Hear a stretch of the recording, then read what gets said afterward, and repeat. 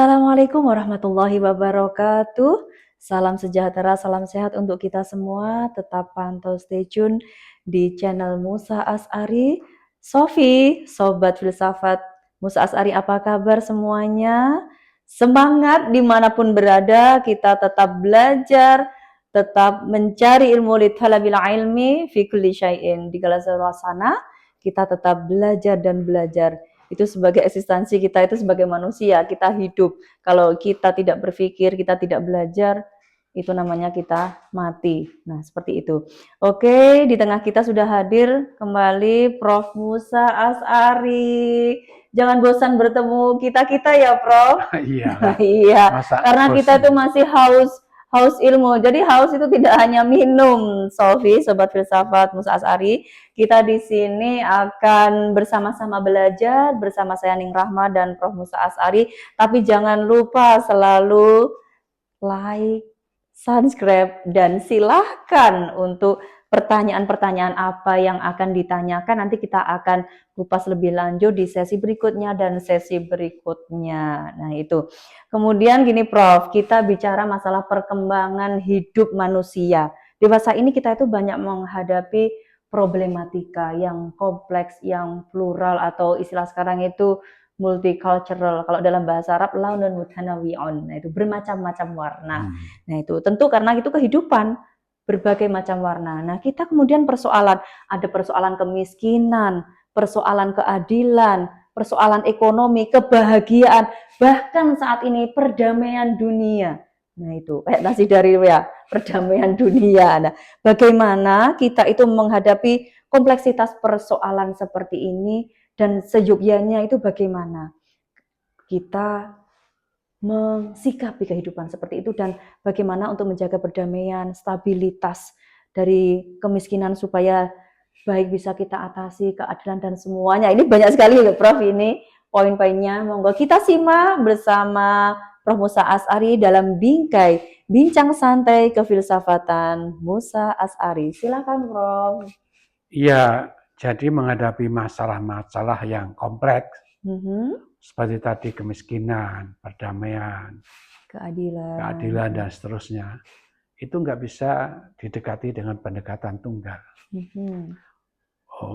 Contohnya, kita nggak bisa mendekati masalah kebahagiaan hanya dari sudut ekonomi. Banyak orang yang sukses ekonomi tapi dia nggak bahagia. Jadi pendekatan tunggal itu nggak bisa. Contohnya kedamaian, seperti kebahagiaan, kemiskinan. Kemiskinan itu bukan cuma soal ekonomi, tapi juga dia berkaitan dengan soal politik. Karena itu pendekatan tunggal terhadap problem-problem universal itu nggak mungkin. Jadi harus menggunakan pendekatan yang disebut dengan multidimensional.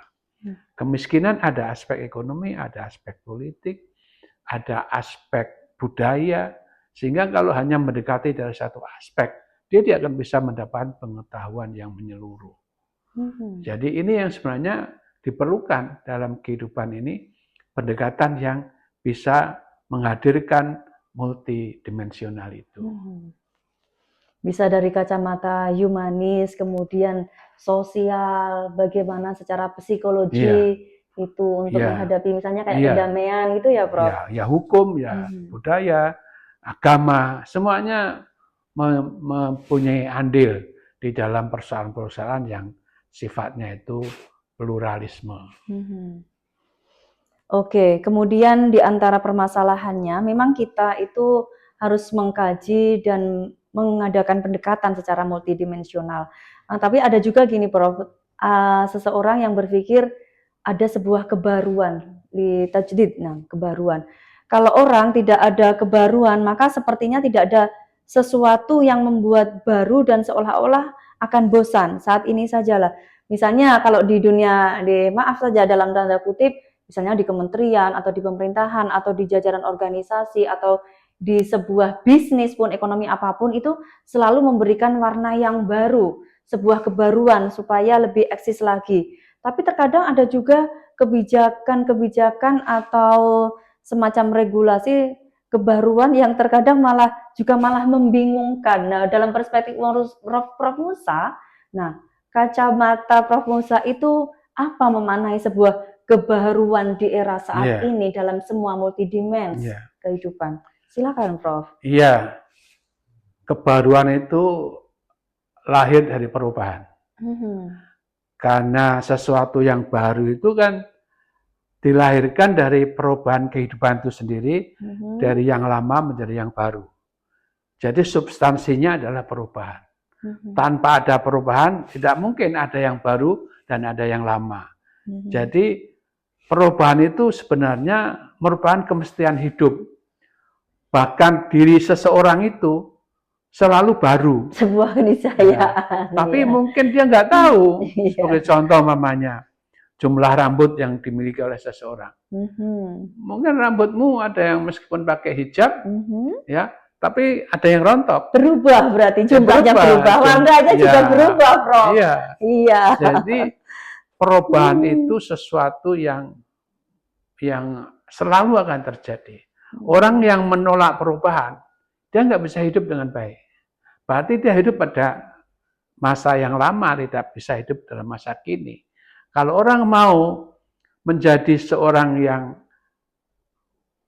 arif, dia harus berubah dan menyesuaikan dengan perubahan itu sendiri. Kalau nggak bisa menyesuaikan dengan perubahan, dia akan ditinggalkan oleh perubahan itu dan dia menjadi sesuatu yang lama.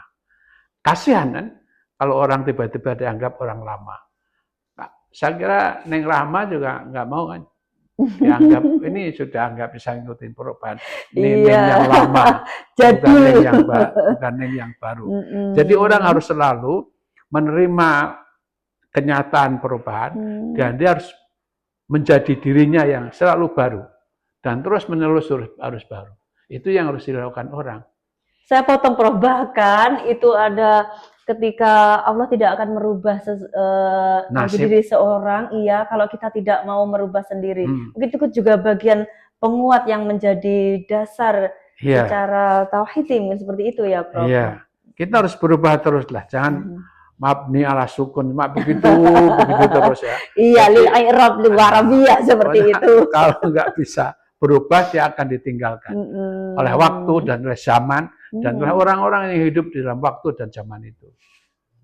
Oke, Prof. Kemudian gini, hidup manusia itu kan memang tadi dikatakan selalu berubah, ada kebaruan, tapi perubahan tentunya perubahan yang semakin baik dan bermakna positif gitu ya, Prof.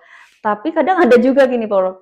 Misalnya ada pendidik atau orang dalam bisnis atau apa, ia sudah merasa enjoy dan sudah dalam posisi kenyamanan, aku sudah pengen ini. Tapi terkadang nyatanya di luar sana ketika kita takut, satu sisi kadang kita takut akan mengalami sebuah perubahan atau bahasa yang banyak dipakai itu kan bertransformasi, mungkin seperti itu. Nah, itu bagaimana Prof Musa mensikapi ketika kita sudah enak di zona nyaman, padahal di luar sana ketika bahkan Rasulullah itu juga memberikan sunnah Rasul bagaimana berhijrah, bagaimana mencari di luar sana ternyata ada yang lebih bagus. Nah, itu bagaimana dalam perspektif Prof Musa sendiri? Ya, orang harus terbuka pemikirannya. Karena berpikir itu kan selalu melihat objek yang berubah. Jadi pikirannya juga harus ikut berubah. Pikiran itu selalu bergerak ke depan, menyesuaikan dengan realitas yang ada. Dan pikiran itu selalu harus mencoba membelah semua realitas dan kemudian perubahannya ke depan kayak apa. Dan hidup manusia itu harus bisa mengantisipasi perubahan. Kalau orang nggak bisa mengantisipasi perubahan, dia nggak bisa hidup dong. Karena dunia ini tidak mengikuti, dia hanya stagnan dalam satu posisi, tidak mau bergerak gitu ya, Prof ya. Iya. Bahasanya mungkin begitu. Iya, bergerak bukan hanya fisik tapi juga pikiran. Karena kehidupan itu bergerak semua, nggak ada yang bergerak. Kalau tidak bergerak artinya mati kan. Yes, good job and good idea. Oke, Sofi, Sobat Filsafat Musa Asy'ari, jangan lupa tetap pantau, tetap simak dalam channel Musa Asy'ari dalam Bingkai Bincang Kefilsafatan Musa Asy'ari. Bisa kita garis bawahi bagaimana manusia itu terkadang dalam konflik, itu akan menimbulkan sesuatu yang pergerakan atau perubahan yang menjadi baik kuncinya, yang positif tadi dikatakan, bagaimana juga yang konstruktif saya kira Prof, juga yang kontributif. Nah itu, jangan hanya berani ngomong saja, teori saja, tapi tidak bisa bagaimana mengimplementasikan dalam kehidupan.